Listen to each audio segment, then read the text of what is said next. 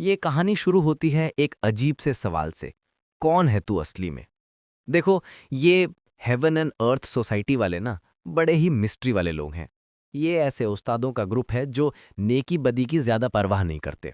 ये लोग जांघू की परछाइयों में छिपे रहते हैं और जब जरूरत पड़ती है तो ब्लड कल्ट के खिलाफ उठ खड़े होते हैं।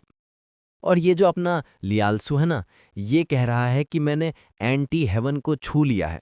इसलिए बेचारा मॉन्क उससे डरा हुआ है, सहम रहा है। भाई, बात तो सही है। वो मॉन्क यानी वुझूक जो है, वो एक तो ऑर्थोडॉक्स स्कूल का सबसे बड़ा आदमी है और ऊपर से वही इस हेवन एंड अर्थ सोसाइटी का मुखिया भी है। और ये सब सोचते हुए लियाल्सो जोर से चिल्लाया, मैं हूं हेवन मर्जिंग स्वॉर्ड एम्परर का वारिस। यह सुनकर वुझुक की भौहें तन गईं और उसने माथे पर बल डालकर कहा, क्या? स्वॉर्ड एम्परर का वारिस? और तेरे अंदर एंटी हेवन ऑरा है? और तूने इस बूढ़े मॉन्क को इतना हल्का समझ रखा है? लियालसु भी अंदर से हक्का बक्का और डर के मारे कांप रहा था। उसने सोचा, ये वाशुई वाछूक क्या है? कहीं ये ग्रैंड मास्टर वुझुक की मानसिक दुनिया मेंटल वर्ल्ड तो नहीं है? वो जानता था कि ऑल सीइंग आई की ताकत से मॉन्क ने उसका पिछला जन्म देख लिया है। ये एक तरह का लॉलेस मानसिक चित्र यानी कि स्पिरिट रिल्म में एरियस बनाकर दिमाग के ख्यालों को तबाह कर सकता है। लियालसु को यकीन नहीं हो रहा था कि उसने यहां वाशुई वाचुंग को सच में देख लिया। वुझुक ने उसे गंभीरता से घूरा और बोला, तेरा असली रूप देखकर मुझे यकीन हो गया कि सच में तो एंटी हेवन पावर हासिल करने वाला इंसान है। लियालसु ने ठंडी हंसी हंसते हुए कहा, तूने मुझे मजबूर किया ये रूप दिखाने के लिए। ये बात बिल्कुल माफ करने लायक नहीं है। फिर उसने फ्रीजिंग हार्ट टेक्निक की एक चादर छोड़ी और वुझुक पर हमला करने के लिए अपना हाथ घुमाया। मॉन्क ने ठंडी सांस ली और हाथ उठाया। तुझे लगता है कि तेरी ये छोटी मोटी चालाकी इस तुच्छ मॉन्क को रोक पाएगी?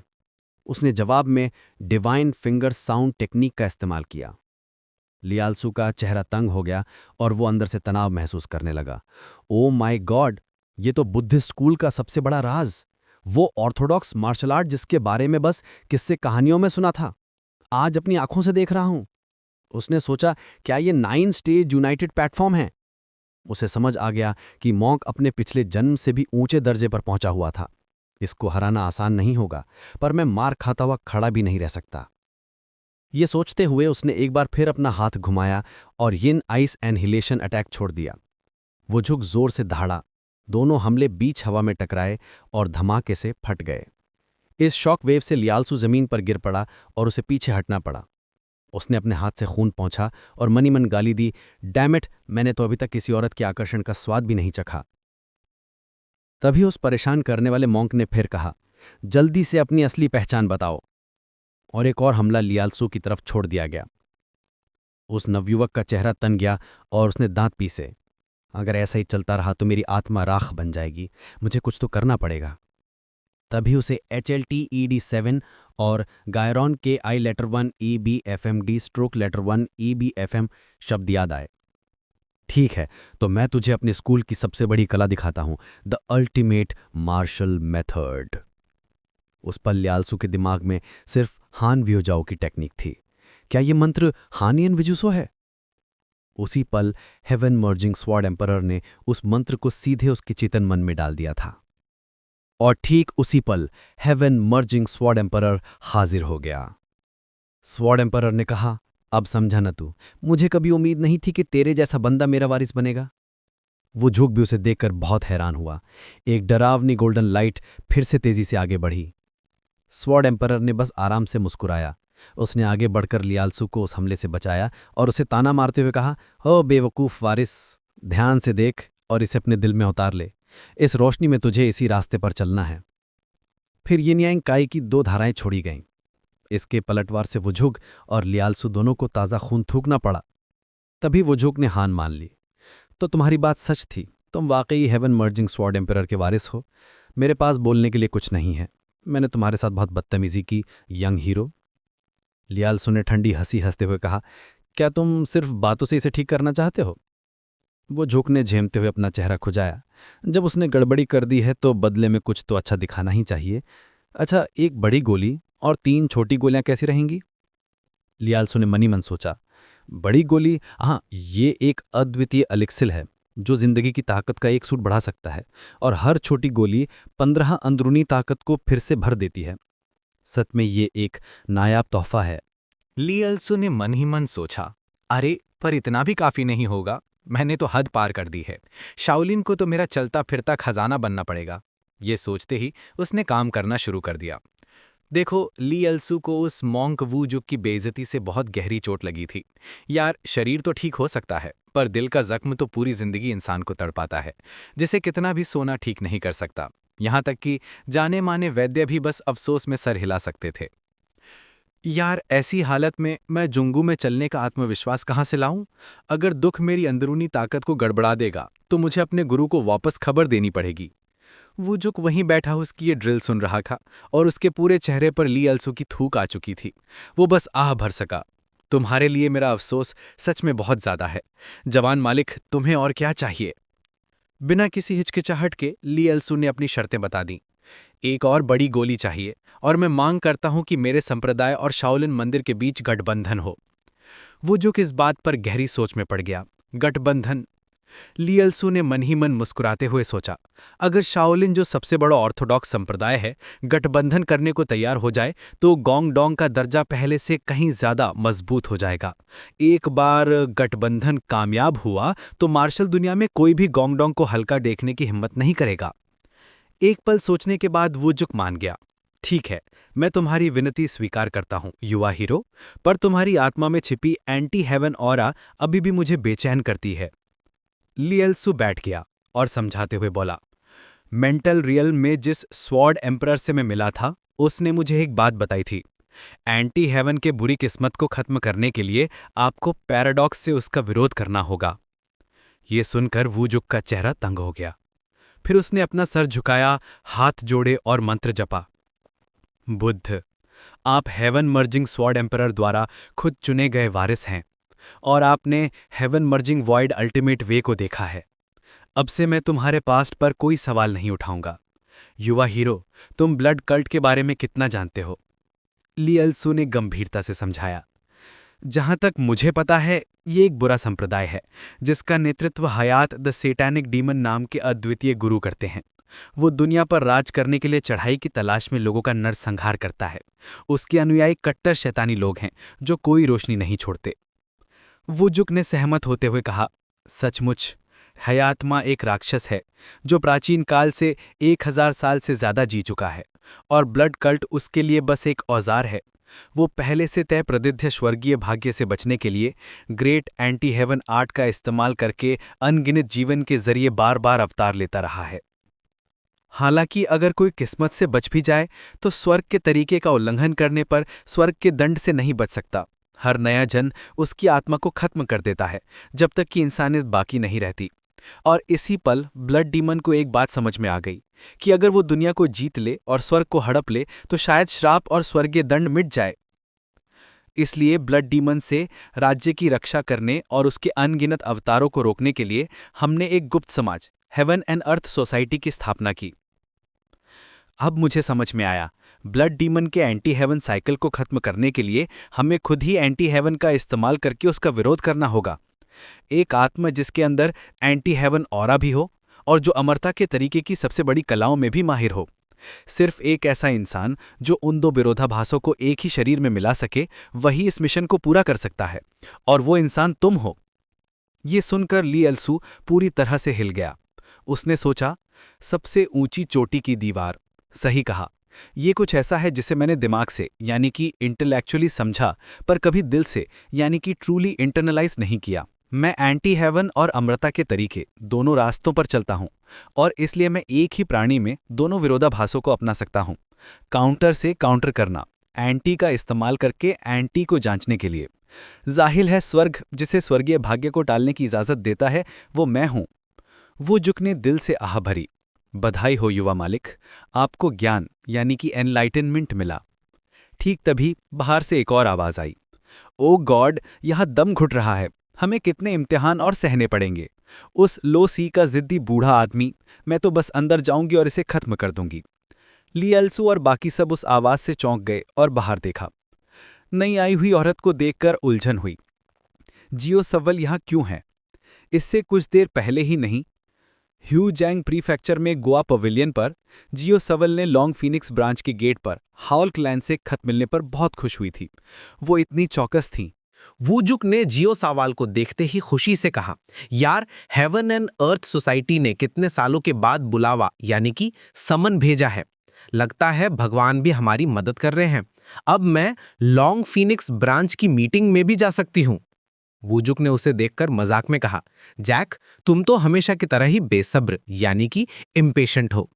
वह झुंझलाकर बोली, मैं बेसब्र नहीं हूं, तुम मॉन्क ही बहुत धीरे यानी कि टू स्लो हो।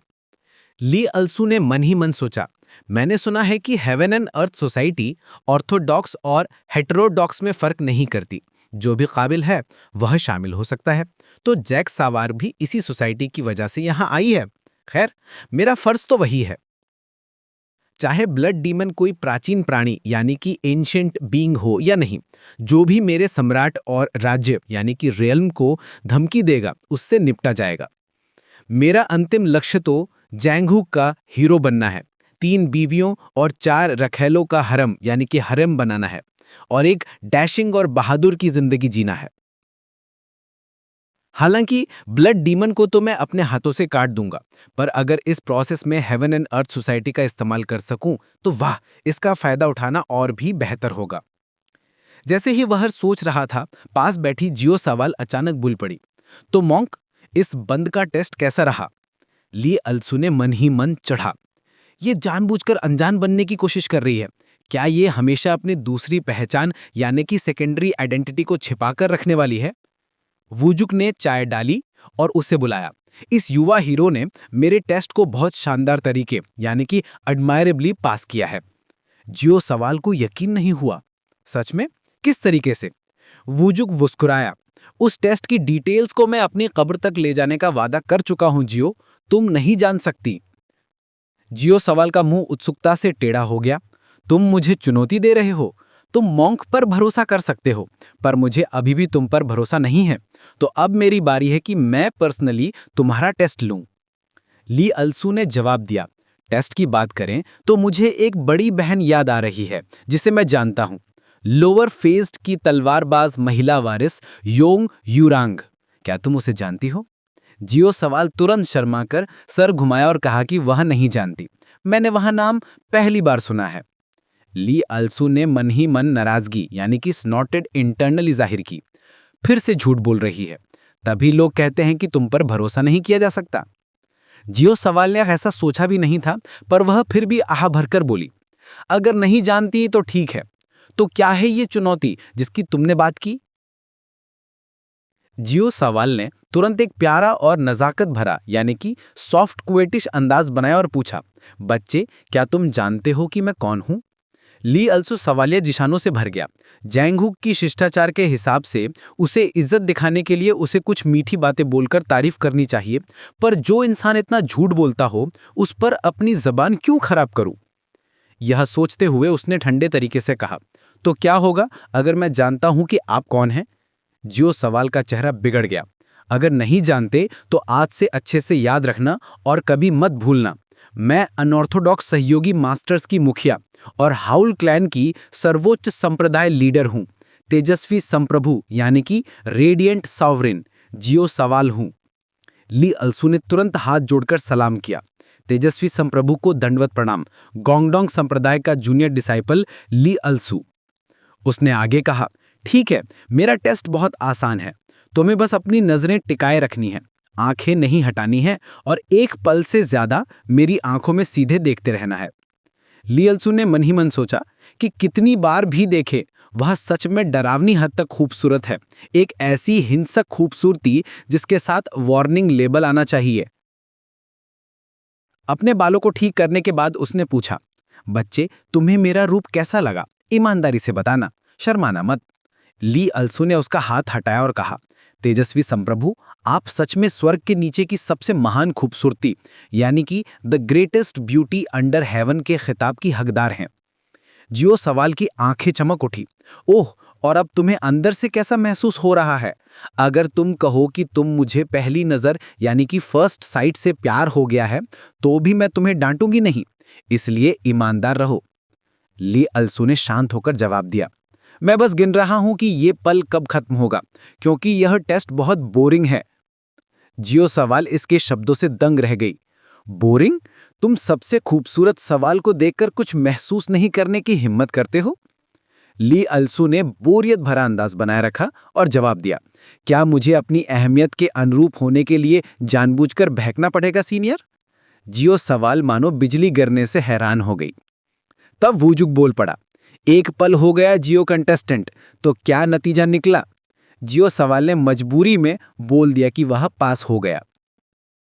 वूजुक ने ह्यूमन ऑर्डर मास्टर की अभी भी खाली सीट पर निशान लगाते हुए आगे कहा, हेवनली ऑर्डर मास्टर और अर्थ ऑर्डर मास्टर दोनों ने युवा हीरो की हैसियत को पहचान लिया है। खुशी और धन्यवाद। वुजुक ने ली अलसू से कहा, आज से तुम भी हेवन एंड अर्थ सोसाइटी के सदस्य हो। ली अलसू ने खुशी से हाथ जोड़कर धन्यवाद किया। मन ही मन उसने सोचा कि इस सोसाइटी में पदों के नाम स्वर्ग यानी हेवन, धरती यानी अर्थ और इंसान यानी ह्यूमन पे आधारित हैं। तो ह्यूमन ऑर्डर मास्टर जरूर कोई शैतानी गुट का होगा। गिफ्ट और चेतावनी। वुजुक ने मेज पर कुछ चीजें रखीं सिवाय एक के। ली अलसू ने वो चीज उठाई, हैरान होकर, मुझे सीटी क्यों दे रहे हैं? पर मॉन्क ने एक अजीब सा निर्देश दिया, यह सदस्यता का सबूत है। लॉन्ग फिनिक्स की सभा में बहुत लोग जमा होंगे। अगर तुम किसी खतरे में फंसो तो ये सीटी तोड़ देना। ली अलसू ने मना नहीं किया और तुरंत उसे संभाल लिया। फिर वो जाने के लिए खड़ा हो गया। जिद्दी गुस्सा। जियो सावल यानी जैक सॉवॉल अभी भी उसकी चोट से गुस्से में थी और रूठ कर बैठी थी। वुजुक ने प्यार से समझाया, जियो प्रतियोगी, तुम्हें थोड़ा शांत हो जाना चाहिए। मैंने तुम्हें इतना बेचैन पहली बार देखा है। उसने एक ही घूंट में चाय का कप खत्म किया और खुद को संभाला। तुम्हारे जैसे मॉन्क को किसी भी चीज के बारे में क्या पता होगा? वुजुक शांत होकर सोचने लगा। जियो सावल, जो अनऑर्थोडॉक्स की दूसरी सबसे खूबसूरत औरत के तौर पर मशहूर है, वो भी हिल गई। आखिर इस युवा हीरो और जियो सावल के बीच क्या हुआ? जियो सावल है कौन? क्या वो कोहान जिंग स्तर की टॉप महिला मास्टर नहीं है?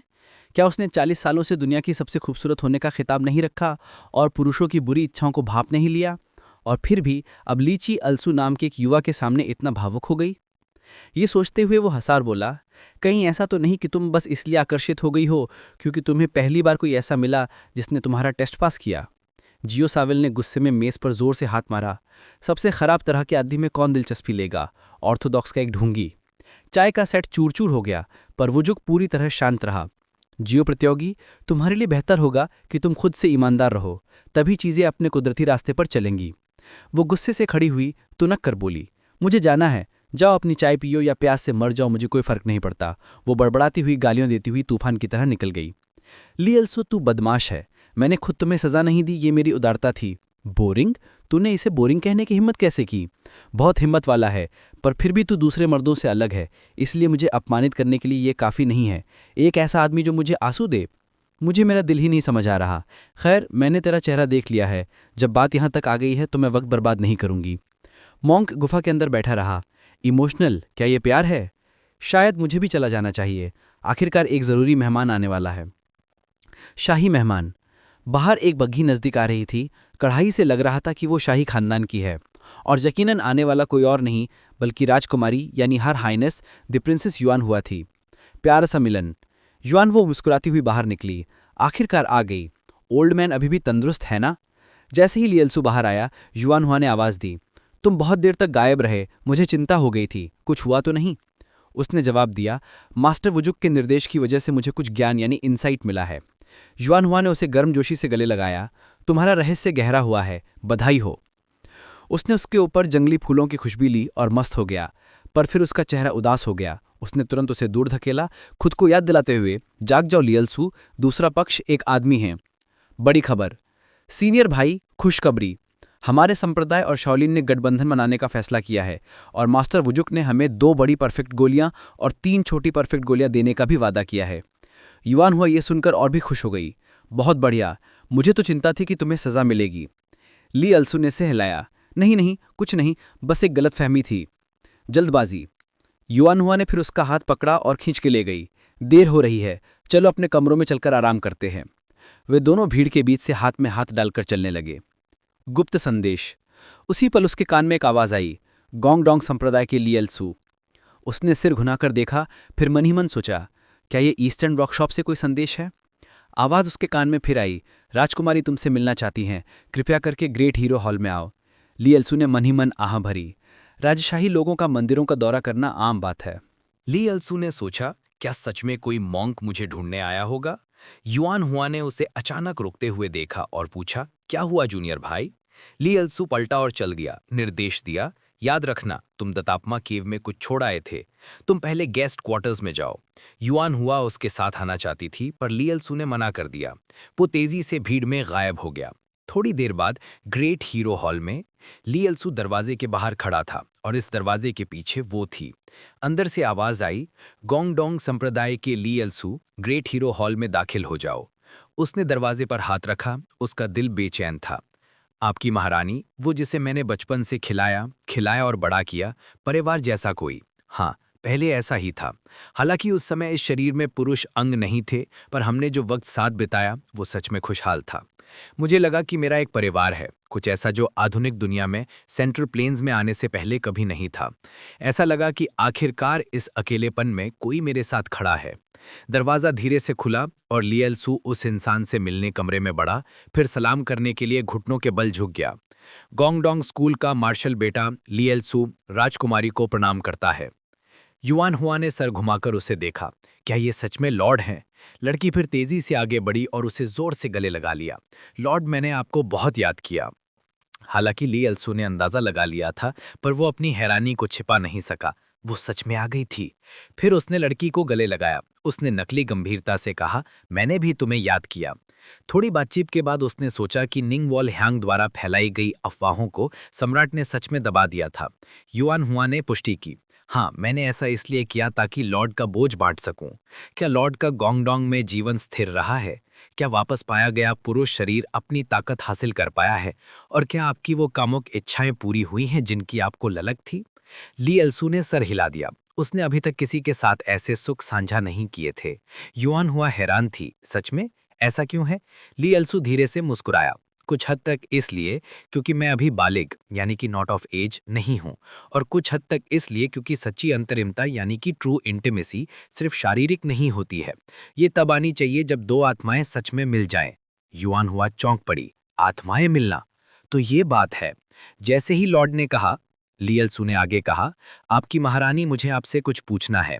आपने रीबर्थ ग्रेट राइट पुनर्जन्म महान अनुष्ठान क्यों किया? किस्मत से ये सफल रहा, अगर असफल हो जाता तो? तब युआन हुआ ने जवाब दिया, क्योंकि जब लॉर्ड ने महान अनुष्ठान किया और गायब हो गए तो मैंने आपके लौटने का इंतजार किया, एक नए शरीर में। दशकों यूं ही बीत गए, फिर एक दिन अचानक आपदा आ गई। आसमान फट गया और धरती टूट गई। अनगिनत जीवन खत्म हो गए। ली एल्सन ने पूछा, क्या वो ब्लड डीमन था? युआन हुआ हिचकिचाई। उस समय मैं समझ नहीं पाई कि समस्या कहाँ थी। बिना किसी तैयारी के मरने का इंतजार करने के अलावा कुछ नहीं था, और क्योंकि मैं लॉर्ड से मिलने के लिए इतनी बेताब थी, इसलिए मैंने महान अनुष्ठान किया। वो भयानक तबाही फिर कभी नहीं होनी चाहिए। ली एल्सू ने लड़की को गले लगा लिया ताकि उसे तसल्ली दे। लड़की खुशी से झूम उठी। मुझे लॉर्ड का आलिंगन याद है, जिस तरह वो हमेशा मुझे प्यार से पकड़े रहते हैं। क्या लॉर्ड हमेशा मेरे ही नहीं है? आपने मुझे अपनाया, एक मामूली दूसरी रैंक की राजकुमारी जिसकी कोई कीमत नहीं थी। कभी माता पिता, कभी सीनियर भाई और मास्टर, आप मेरे लॉर्ड हैं। मैं ऐसे लॉर्ड से प्यार क्यों ना करूंगी? लेकिन इस उमड़ते दिल को स्वीकार करने के लिए मेरा वर्तमान शरीर अभी भी बहुत अपरिपक्व है। लड़की को अचानक अजीब होते देखकर ली अल्सू ने पूछा, आपकी महारानी, क्या आप कुछ कहना चाहती हैं? ये सुनकर लड़की ने झट से सर हिलाया। गुपचुप तरीके से खुद से कसम ली कि एक दिन वो जरूर एक शानदार खूबसूरत बनेगी, टैलोहॉल के सिंहासन पर बैठेगी और घोषणा करेगी, मैं तुम्हें इस दुनिया में किसी से ज्यादा प्यार करती हूँ, मरने पर भी मैं तुम्हें नहीं छोड़ूंगी। फिर वे बाहर निकले। लॉर्ड, मेरा इरादा है कि मैं लॉन्ग फिनिक्स सब एसोसिएशन खत्म होने तक शाओलिन में रुकूंगी। हो सकता है मैं लॉन्ग फिनिक्स सब एसोसिएशन के मुख्य राउंड में हिस्सा लूंगी। ली अल्सू ने सर हिला दिया। समझ गया, मैं भी इस लॉन्ग फिनिक्स सब एसोसिएशन में हिस्सा लूंगा ताकि आपकी महारानी को जीत पेश कर सकूं। मुझे अपनी मार्शल स्किल्स को और भी ज्यादा ट्रेन करना होगा। राजकुमारी ने मन ही मन सोचा, मुझे जीत पेश करना, हाँ, इसीलिए मैं तबाही से बचकर यहाँ आई हूँ। जाने से पहले लड़की ये कहना नहीं भूली, लॉर्ड, मेरे पास आपके लिए एक उपहार है। ली अल्सू ने हैरानी से उस चीज को देखा। क्या ये 10,000 साल पुराने फायर वास की मुख्य गोली नहीं है? इतनी कीमती चीज? राजकुमारी खुशी से हंस पड़ी। मुझे आपके लॉर्डशिप का प्रदर्शन देखने का बेसब्री से इंतजार रहेगा। युवान सीएल लान की बेचैनी। सुबह का समय। स्क्वायर में भीड़ यूनियन लान के आने पर गूंज उठी। देखो, ये तलवारबाज महिला लेडी यून है। लेडी यून और हेंसिन के शिष्य भी आए हैं। यून सीएल लान ने आसपास देखा और मन ही मन सोचा, यूनगोंग, क्या तुम व्यस्त हो? मैं तुम्हें दोबारा देखना चाहती थी पर ढूंढ नहीं पाई। मैं बस एक बार योंग की शख्सियत को और देखना चाहती हूँ। उसके बगल में चल रहे साबिर ने कुछ अजीब देखा और पूछा, मास्टर आप ठीक हैं? यून शियल लान चौंक गई। ओह, कुछ नहीं, और तेजी से आराम करने के लिए अपने कमरों की ओर लौटी। उसने अपनी रफ्तार बढ़ा दी। वो बहुत शर्मिंदा, इंटेंसली एम्बैरेस्ड फील कर रही थी, सोचते हुए, ये क्या है? ये किसकी बदतमीज आवाज है? क्या ये सच में मेरी अपनी हो सकती है? सबिन ने फिर से भागकर पूछा, क्या हुआ मास्टर? यून सियल लान ने कुछ नहीं कहा, गहरी सोच में डूबी हुई थी। मैं सिर्फ यूनगोंग को फिर से देखना चाहती हूँ। आखिर ये सच्ची भावना क्या है? अंदर बैठी कामुक महिला ने फिर से आवाज दी, यूनगोंग सच में कितना हैंडसम लगता है। मैं थोड़ी देर और घूरना चाहती हूँ। यून सियलनान ने खुद को शांत करने की कोशिश की। नहीं, मुझे तर्कसंगत यानी कि रैशनल होना चाहिए। ये भावना अनियंत्रित रूप से क्यों उठती रहती है? गरिमा बनाए रखो, मैं संप्रदाय की लीडर हूँ। लेकिन उस रईस की शख्सियत में एक बच्चे जैसे युवा से एक प्रॉपर नौजवान में बदलना पूरी तरह मोहक है। अगर मैं उसके बड़े होने का इंतजार करती रही और फिर वो मुझे हरा दे, तो भले ही हम बाद में शादी करें। तभी आगे किसी चीज ने भीड़ का ध्यान खींचा। देखो, ये निंगवॉल ह्यांग है। लगता है वो लॉन्ग फिनिक्स ग्रैंड टूर्नामेंट को उत्साहित करने आई है। उसे नजदीक आते देख सबिन ने पूछा, तुम कौन हो? निंगवॉल ह्यांग मुस्कुराई और जोर से बोली, क्या ये तलवार महारानी युन, लेडी यून सियल लान नहीं है? आपसे यहाँ मिलकर कितनी किस्मत की बात है। यून सियल लान अंदर ही अंदर चिढ़ गई। तुम हमेशा लॉर्ड यून के आसपास मंडराती रहती हो। ये कॉर्टिजन निंगवॉल ह्यांग है, कितनी परेशान करने वाली। उसका रूप और उसके जवानी के आकर्षण दोनों। थोड़ी देर बाद उसने कहा, मैंने सोचा कोई स्ट्रेंजर हो। पता चला तुम मिस डी काना गामसुक की टॉप कॉर्टिजन हो। शाओलिन मंदिर में तुम्हारा क्या काम है? निंगवॉल ह्यांग ने आराम से कहा, मैं यहाँ अगरबत्ती चढ़ाने और आशीर्वाद के लिए प्रार्थना करने आई हूँ। उसने मन ही मन सोचा, तलवार महारानी एक पब्लिक चैलेंज से इतनी घमंडी यानी कि कॉकी हो जाती है। क्या हिम्मत है! असली भाई की खूबसूरती किसमें है, ताकि मैं पर्सनली उसे सबक सिखा सकूं। यून सियलान हैरान थी। अगरबत्ती चढ़ाना और प्रार्थना, बस यही? निंगवॉल हैंग ने प्यारी सी मुस्कुराहट दी। बिल्कुल, और ये भी सुना है कि हमारे ली भाई लॉन्ग फिनिक्स ग्रैंड टूर्नामेंट में हिस्सा लेंगे, इसलिए मैं उन्हें जलवा दिखाते हुए देखना चाहती हूँ। जिस तरह से उसने ली भाई कहा था, यून सियलान का चेहरा बिगड़ गया। निंगवॉल हैंग ने ताना देना जारी रखा, हाँ भाई ही तो। यून सियलान का चेहरा गुस्से से काला पड़ गया। निंग, तुम दोनों का लॉर्ड यून के साथ क्या रिश्ता है? उसकी नज़र देखकर निंगवॉल हैंग और भी ज़्यादा खुश हुई। भाई के साथ रिश्ता? मुझे समझ नहीं आता कि लेडी यून इतनी प्राइवेट बातों के बारे में क्यों जिज्ञासु हैं। क्या स्वर्गीय किस्मत की दहलीज पर पहुंच चुकी तलवार महारानी सच में ली भाई जैसे हैंडसम नौजवान पर फिदा हो रही हैं? ये कहते हुए उसने मन ही मन चढ़ाया, अब देखो तुम कैसे मना करती हो। ली भाई को इकबाल करने में आलसी कहना बुनियादी तौर पर एक चुनौती है ना? इसके अलावा मुकाबला भी तय नहीं हुआ है। तलवार महारानी के लिए और क्या अजीब हो सकता है? यून सियलान ने मुट्ठी भींच ली, सोचते हुए, मैं और लॉर्ड यून, हाँ, हमारे बीच सिर्फ आभार और कर्तव्य है। मार्शल कौशल का परम क्षेत्र तक पहुंचना, हेंसिन की संप्रदाय लीडर होने का रुतबा और तलवार महारानी का खिताब, ये सब एक बोझिल मतबसनीय सिंस बन चुका है। उसके बगल में सबिन बढ़ती चिंता के साथ अपने मास्टर को देख रही थी। पिछली बातचीत के बाद से मेरे मास्टर का दिल उस नौजवान राइस की तरफ झुक गया है। अब मेरे मास्टर निशब्द हैं। शायद वो भावनाएं सच्ची हैं, लेकिन फिर भी एक कॉर्टेसन मेरे मास्टर को छेड़ने की हिम्मत करे, मैं ये बिल्कुल बर्दाश्त नहीं कर सकती। ये सोचते हुए सबिन आगे बढ़ी। हो सकता है मेरे मास्टर को बुरा ना लगे, पर मुझे लगता है, क्योंकि मैं भी युवा नाइटली की तारीफ करती हूँ। ये कोटिसन कहाँ से आ गई, जो इतनी आसानी से उस आदमी को भाई बोल रही है जिसकी वो तारीफ करती है? उनके रिश्ते को नजरअंदाज करना, ये तो सरासर बदतमीजी है। सन्नाटा और फुसफुसाहट। निंग वॉल ह्यांग इस अचानक मोड़ का सामना करते हुए एक पल के लिए जम गई। क्या? माहौल अचानक शांत हो गया और आसपास की भीड़ हैरान थी। ऐसी भरी दोपहर में सार्वजनिक रूप से प्यार का इजहार करना कितनी बेशर्मी है। गपशप। ऐसी अफवाह है कि पिछली हेंशन क्लैश के दौरान युवा नाइटली और लेडी सबिन के बीच प्यार पनपा। लगता है वो गपशप बेबुनियाद नहीं थी। क्या युवा नाइटली एनोक आइलैंड और नामगांग किंग के साथ मुकाबला करने के लिए इसलिए राजी हो रहे हैं?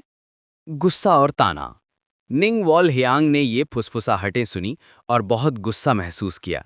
भाई एक छोटी सी तलवारबाज लड़की के लिए मुकाबला करेंगे, बेतुकी बात। एक पल सोचने के बाद उसने आह भरी। वेस्ट माउंटेन में टॉप गैमसेक ट्रेडिंग गिल्ड की किम काइंग गांव की दीप जैसी ऊंचे दर्जे की होकर किसी आदमी के लिए खुलेआम प्यार का इजहार करना, क्या तुम्हें पीछे होने वाली गपशप का डर नहीं है? आत्मविश्वास और पलटवार। सबिन ने अचानक शांत होकर जवाब दिया कि ये मिस नांग को चिंता करने की जरूरत नहीं है। तो तुम दोनों के बीच असली रिश्ता क्या है? मैं जो जानना चाहती हूं वो मिस नांग और ली अल्सू के बीच का रिश्ता है। फंसना और भागना। निंग वॉलह्यांग अचानक मुश्किल में फंस गई। मैं कहना तो चाहती हूं कि हम प्रेमी हैं, पर अगर कोई झूठी अफवाह फैली तो भाई निराश हो जाएंगे। इन दो शरारती लड़कियों ने मिलकर मुझे छेड़ने की हिम्मत की।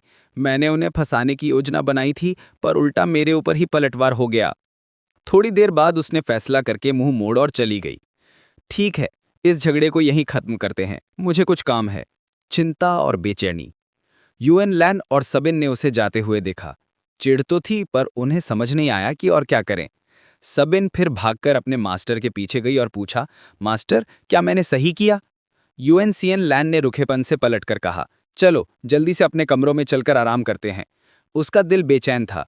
सबिन, ये वह नहीं हो सकता जो मैं सोच रही हूं, है ना? गुरु और शिष्य का एक ही आदमी पर आकर्षित होना? नहीं, ये बिल्कुल नहीं हो सकता। आत्मा की गोली और गिल्ट। रात को ली एल्सू की जगह पर यूएन हुआ ने कहा, जूनियर भाई, तुम वापस आ गए, मैं इंतजार कर रहा था। क्या तुमने ढूंढ लिया? ली एल्सू ने सिर हिलाया, ढूंढ लिया। यूएन हुआ ने राहत की सांस ली।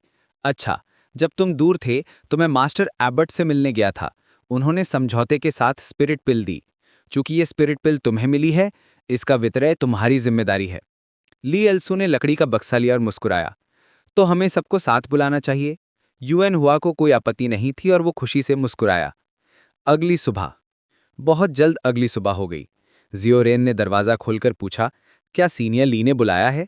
चुंघा और योंग योंग भी पीछे आईं। क्या बात है, क्या फिर से काम कराया जा रहा है? योंग योंग के लिए भी एक टुकड़ा बचाकर रखना। मिठाई और भ्रम। लियल सू ने कुछ मीठी टॉफियां निकालीं। सीनियर, इसे खाओ। वह उलझन में थी। टॉफी? क्या वो योंग योंग को बच्चा समझता है या क्या? गोली का वितरण। जब सब बैठ गए तो लियल सू ने लकड़ी का बक्सा निकाला। आप सबका आने के लिए धन्यवाद। ये स्पिरिट पिल मुझे वो झुकने दी है। मैं आप में से हर एक को एक एक देना चाहता हूं। यूएन हुआ के लिए। सीनियर भाई पहले ही अमिताभा सैक्रेड वाटर का उपयोग कर चुके हैं और उनकी मार्शल आर्ट परम क्षेत्र तक पहुंच चुकी है।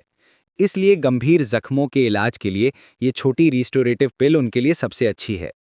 यूएन हुआ ने बिना आपत्ति के मुस्कुराते हुए इसे स्वीकार कर लिया। चुंघा के लिए। लियल सू ने फिर दूसरी गोली निकाली। चुंघा, तुम ये ले लो। एक रईस लड़की होने के नाते तुम्हें शायद अमृतों की आदत होगी, इसलिए ये छोटी गोली तुम्हारे लिए सबसे उपयुक्त है। चुंघा हैरान थी। इतनी कीमती चीज मुझ जैसी को क्यों दे रहे हो? कितने बेवकूफ युवा मास्टर। झिड़की और प्यार। लियल सू ने उसे डांटा। तुम जैसी का क्या मतलब है? क्या कहना चाहती हो? आखिरकार तुम मेरी पर्सनल हैंडमेडन हो। तुम्हें देना मेरी जिम्मेदारी है। चुंघा लाल हो गई और गुस्से से बोली, मुझे वो छोटी गोली दे दो और तुम बाद में पछताओगे बेवकूफ युवा मास्टर। जियोरेन के लिए। लियल्सो फिर जियोरेन की तरफ मुड़ा। सबसे पहले तो मुझे तुम्हारे रेन और सेकेंडरी मेरिडियंस को खोलना होगा, इसलिए ये बड़ी रिस्टोरेटिव पिल लो। जब तुम इसे लो तो मुझे बुलाना।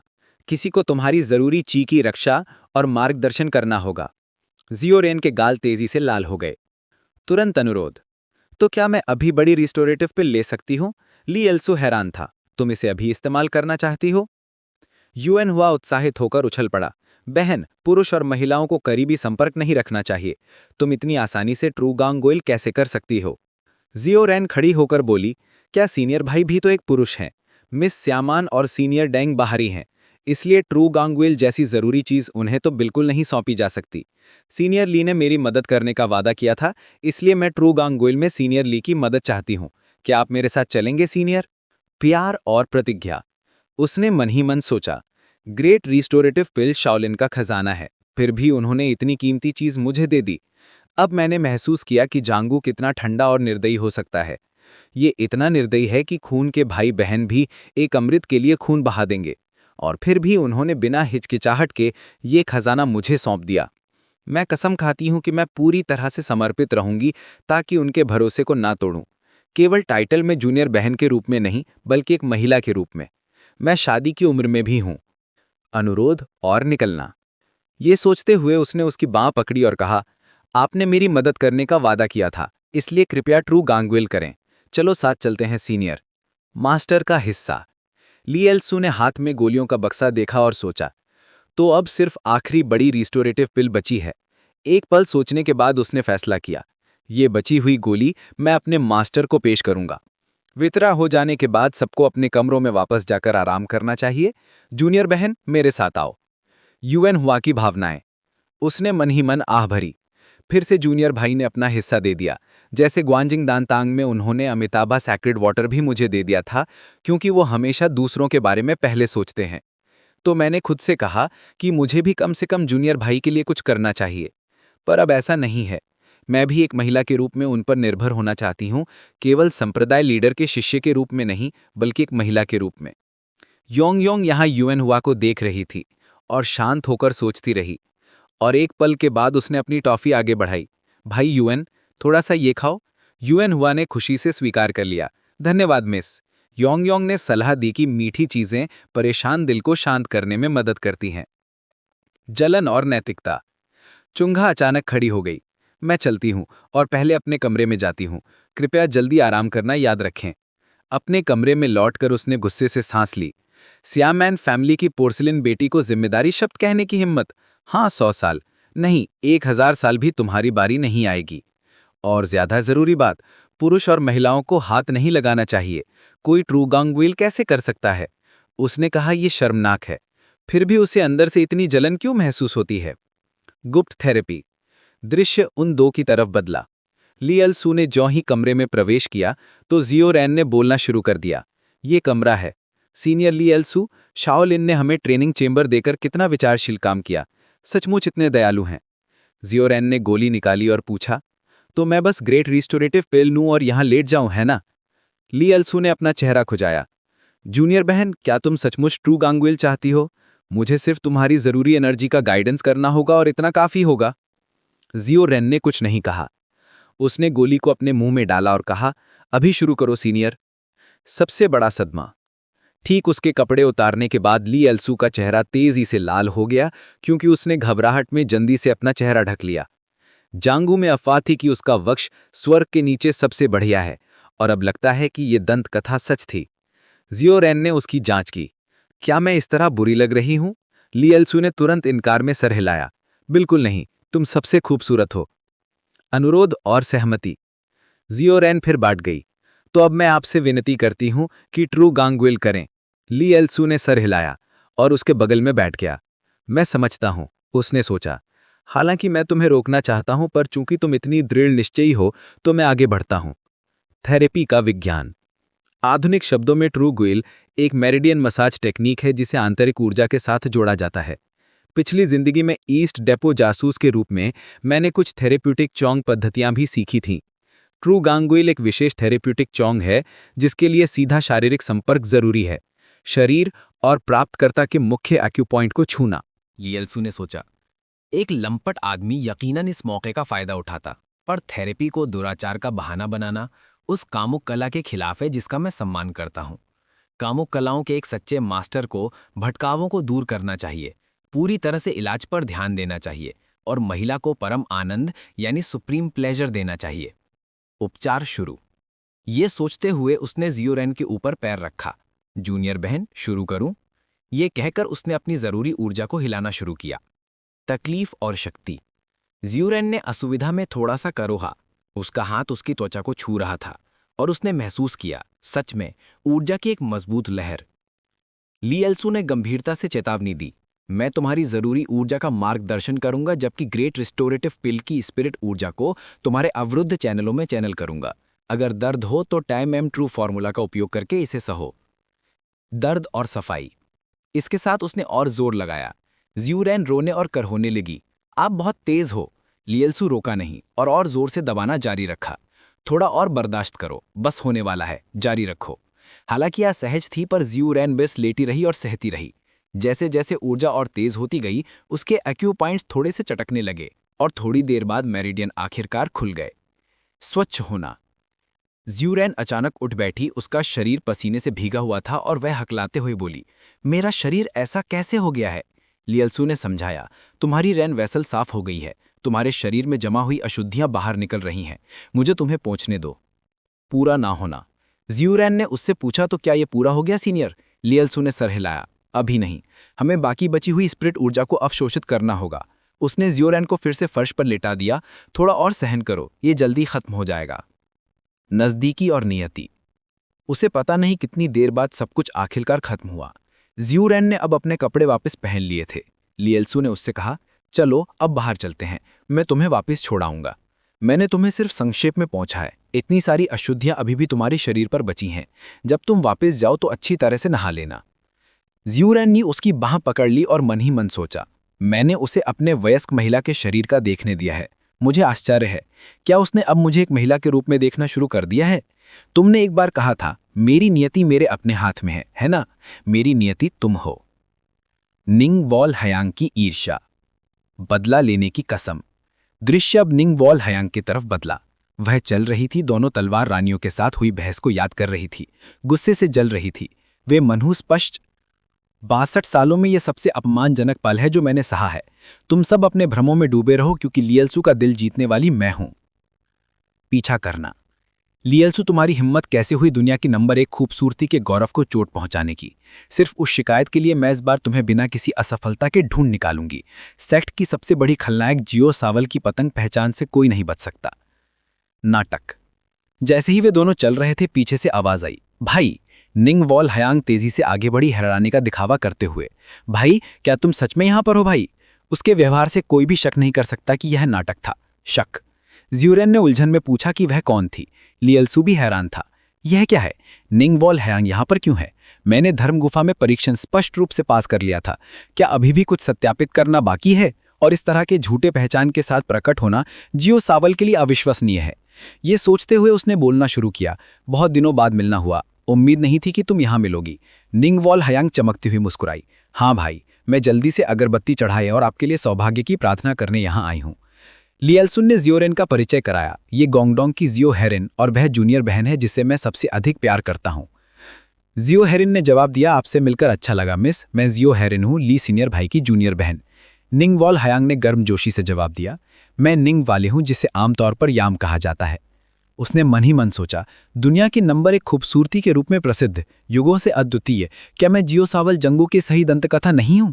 फिर भी जियो मामूली कौशल वाली गोंगडोंग की एक नई यानी न्यू कमर लड़की के स्तन किसी तरह मुझसे ज्यादा भरे हुए हैं, और वह सच में एक युवा जूनियर है।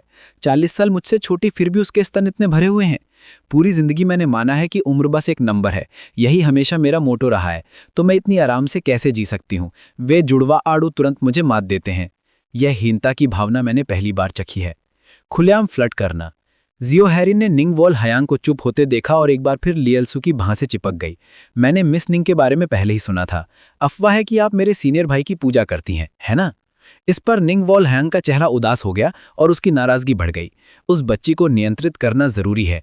शाओलिन ऑर्थोडॉक्स सेक्ट्स का मुखिया थाई पर्वत के रूप में प्रसिद्ध है। मैं भी, टॉप खूबसूरती यहां लापरवाही से काम नहीं कर सकती। यह सोचकर उसने ठंडी मुस्कुराहट दी और जवाब दिया, क्या ऐसा है? मुझे उम्मीद नहीं थी कि ये छोटी मिस इतनी फ्लर्ट करने की हिम्मत करेगी, भरी दोपहर में शाओलिन के आंगन में सीधे एक आदमी की बाह को अपने सीने से लगा के। जियो हैरिन ने कोई ध्यान नहीं दिया और आत्मविश्वास से मुस्कुराई। हमारा भाई बहन का स्नेह मिस निंग जैसी भारी की चिंता का विषय नहीं है। निंग वॉल हयांग के अंदर गुस्सा भड़क उठा। इस बच्चे की हिम्मत कैसे हुई एक बड़े के सामने इतने ढीठ होने की? लेकिन अगर हम यहाँ झगड़ते रहे तो मेरी सारी इज्जत चली जाएगी। वह नजर वही अड़िग मन था जो मैंने धर्म गुफा में देखा था।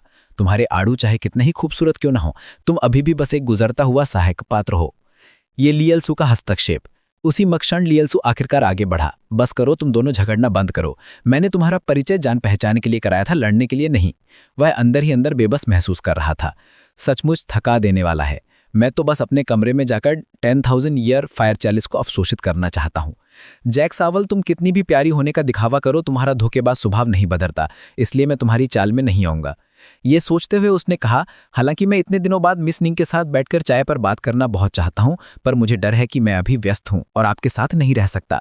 निंगवॉल हयांग वास्तव में निराश दिखी। भाई ऐसा क्यों है? लियलसू ने पूछा। गंभीरता से मिस निंग शाओलिन मंदिर क्यों आई? क्या आपने मुझसे हुजुंग प्रेफेक्चर की निगरानी करने का वादा नहीं किया था? मुझे उम्मीद नहीं थी कि आपका मुझसे किया गया वादा पंख के समान हल्का है। उसके शब्दों ने उसे वहीं जमा दिया। लियलसू ने मन ही मन सोचा, ड्रैगन फॉनिक्स सोसाइटी में आने से पहले मैंने उससे एक एहसान मांगा था, जो हुजैंग प्रेफेक्चर की देखभाल करना, और ज्यादा सटीक कहें तो गोंगडोंग सेक्ट माउंटेन गेट की रक्षा करना। दुष्ट सेक्ट की सह लीडर जियो सावल कहीं भी आ सकती है, पर निंगवॉल हयांग वो इंसान है जो यहाँ पर नहीं होनी चाहिए। मुझे लगा हम काफी करीब थे, फिर भी वह मुझ पर इतना भरोसा नहीं करती। क्षमा का इनकार। वह रोई, समझाने की कोशिश कर रही थी, पर वह एक भी शब्द बोल पाती उससे पहले लियलसू मुड़ गया। ठीक है, मेरा मानना है कि मिस निंग की अपनी परेशानियां हैं, चलो जूनियर बहन। वह वहीं खड़ी रहकर उसके दूर जाती पेट को देखती रही और रोई। नहीं भाई, तुम मेरे साथ ऐसा क्यों कर सकते हो? अब शोषण। एक पल बाद लियलसू ने जियो हायरिन को उसके कमरे तक छोड़ा और फिर अपने कक्ष में लौटाया। जैसे ही उसने दरवाजा बंद किया, उसने अपनी आंखें बंद कर लीं और अपनी इंद्रियों पर ध्यान केंद्रित किया। खुशकिस्मती से आसपास कोई नहीं था और आखिरकार 10,000 ईयर फायर चैलिस को अवशोषित करने का पल आ गया था। उसने तुरंत उस चीज को बाहर निकाला और अपने मुंह में रख लिया, और उसके चारों ओर जरूरी ऊर्जा की एक भयानक लहर फूट पड़ी। मैं इसे महसूस कर सकता हूँ। चरम यांग ऊर्जा आग की तरह जल रही है। यह कैसा परम क्षेत्र है! यह 9 संप्रदायों और 6 महान परिवारों के कुलपतियों का स्तर है। वह स्तर जो एक क्षेत्र पर प्रभुत्व का दावा कर सकता है। 10,000 ईयर फायर चैलिस में छिपी चरम यांग ऊर्जा को नियंत्रित करना हाथ पलटने जितना आसान है। खतरनाक मुस्कुराहट। अवशोषित करने के बाद वह होश में आया और उसके मुंह के किनारे पर एक बहुत ही भयानक मुस्कुराहट आई। यह सच में असाधारण शिखर की शक्ति है। कल गोकाई लैंड में तुम जरूर मेरे हाथ से मरोगे। उसी समय डंग काउंटी के मोयांग परिवार के निवास पर एक व्यक्ति तंबाकू पाइप पकड़े खिड़की के पास बैठा हुआ था और कह रहा था, कल ड्रैगन फॉनिक्स भोज का इस दिन शुरू होता है। गोंगडोंग संप्रदाय का लियलसू, उसका ट्यूबर सच में इतना जबरदस्त है, योना भी एक बार कोशिश करना चाहती है। यह व्यक्ति मोयांग मास्टर की रखेल थी।